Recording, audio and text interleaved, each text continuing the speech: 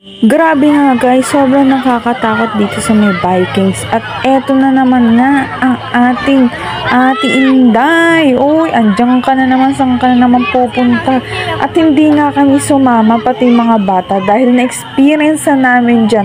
Dahil talagang nakakatakot, parang tataob sa sobrang lakas ng hagis ng Vikings guys.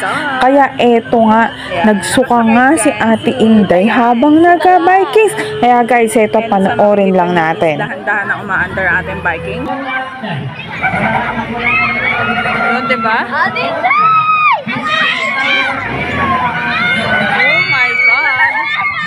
O, diba? O, diba guys? At makikita nga natin ang... Oh my God!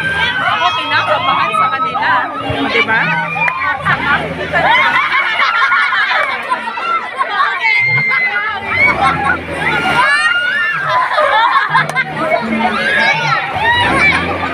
Guys, ako kinakabahan sa kanila. Grabe, sobrang lakas.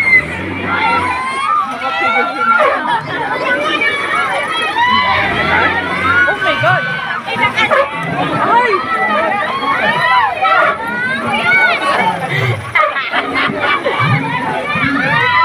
Ah! God, ayun nga si Kuya, nakatayo lang siya.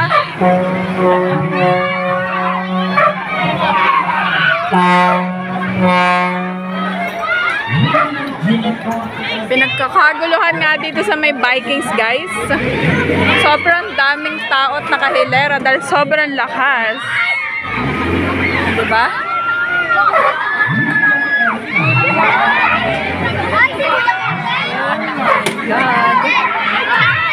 Oh my God. Ako kinakabahan. Yung bata talaga nakatayo lang eh, no? Grabe. Dami na nakapila, guys.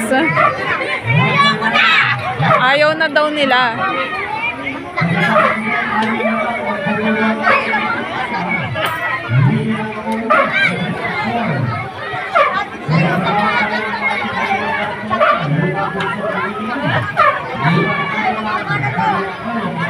Ako nahihilo sa kanila guys. Ayan nga. Tagal lang kanilang ano. Alam ko 5 minutes yan. 50 pesos lang. 5 minutes na ang Viking sila. O diba?